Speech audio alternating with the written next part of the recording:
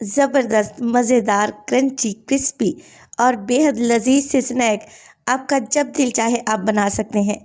ना ही आपको इसमें ओवन की ज़रूरत पड़ेगी और ना ही अंडा और ब्रेड क्रम्स लगाने का झंझट। बिस्मिल्लाहिर्रहमानिर्रहीम। अस्सलाम वालेकुम। खुश रहें, आबाद रहें, जहाँ भी रहें हैप्पी रहें और हेल्दी रहें।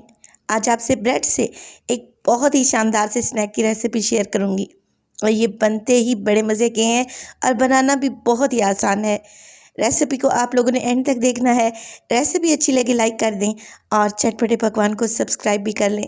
तो चलें जी, जल्दी से चलते हैं अपनी रेसिपी की तरफ और बनाते हैं मज़ेदार से ये टी टाइम स्नैक्स। सबसे पहले तो एक कढ़ाई में लूँगी तकरीबन 3 टेबलस्पून के करीब कुकिंग ऑयल और ऑयल को हल्का सा गर्म करें और इसमें डाल दें 1 टीस्पून अदरक और लहसुन का पेस्ट। आप अदरक लहसुन को चॉप करके भी डाल सकते हैं। हल्का सा ही इसे भूनेंगे 1 से 1.5 मिनट के लिए। जैसे ही इसमें से अच्छी सी खुशबू आने लगेगी मैं इसमें शामिल कर दूंगी चिकन।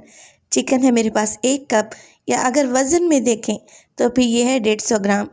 बिल्कुल छोटी छोटी सी बोटियाँ मैंने इसकी कर ली हैं, बाइट साइज़ की।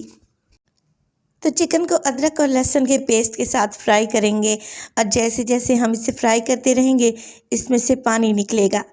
साथ के साथ हम क्या करेंगे, इसमें मसाले भी डाल देंगे ताकि चिकन भी गल जाए और मसाले भी अच्छे से भुन जाएं। नमक डालूंगी हाफ़ टी स्पून डालूंगी इसमें सुरख मिर्च का पाउडर। हाफ़ टी स्पून इसमें ज़ीरा पाउडर भी डलेगा और हाफ़ टी स्पून ही इसमें शामिल कर देंगे धनिया पाउडर। 1/4 टीस्पून इसमें डालूंगी पिसा हुआ गरम मसाला। चलें जी, यही मसाले डलेंगे और ये स्नैक्स को इतने टेस्टी बनेंगे कि पिज़्ज़ा और सैंडविच को भी पीछे छोड़ देंगे। मसालों को अच्छे तरीके से मिक्स कर लिया है। अब इसमें डालूंगी दही। दही मेरे पास है 4 टेबलस्पून। अच्छे तरीके से फेंट कर डाल दें और कोशिश करें दही ज़्यादा खट्टा नहीं रहना चाहिए। मिक्स करेंगे 1 से 2 मिनट ही लगेंगे दही का पानी ड्राई होने में। जैसे ही दही का पानी ड्राई होगा ना, हम इसमें डाल देंगे कुछ मज़ेदार सी सब्जियां। 1 कप या फिर एक मीडियम साइज़ की है शिमला मिर्च, इसको बिल्कुल बारीक से चॉप कर लिया है। 1 अदद प्याज भी डालूंगी सेम कटिंग में कटा हुआ और 1 टमाटर भी डालेंगे। इसके बीज मैंने रिमूव कर दी हैं, बीज अंदर नहीं जाने चाहिए। सब चीज़ों को मिक्स करें, फ्लेम को थोड़ा हाई करें, 1 से 2 मिनट के लिए ही पकाएं। सब्जियों को हमने सॉफ्ट नहीं करना।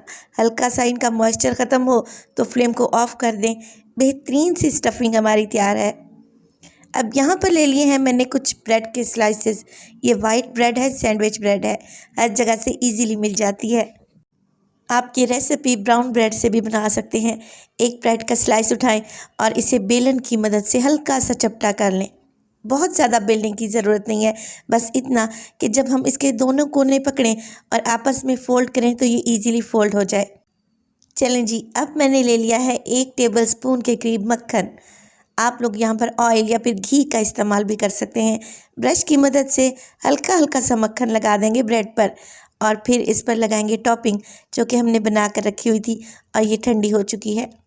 2 से 3 टेबलस्पून भर के लगाएं और फिर इस पर डाल दें आप लोग मोज़रेला चीज़ आप लोग स्किप भी कर सकते हैं। डालेंगे तो ये स्नैक्स मज़ीद टेस्टी बनेंगे और बच्चों को भी पसंद आएंगे। 1 टेबलस्पून के करीब ही हमने चीज़ लगानी है।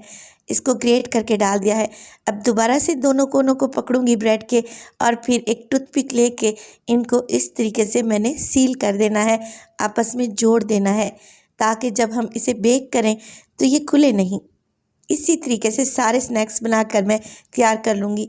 और जो मक्खन बच गया है ना, ब्रश की मदद से साइडों पर हल्का हल्का सा अप्लाई कर देंगे ताकि हमारी ब्रेड मज़ीद टेस्टी और क्रिस्पी बने।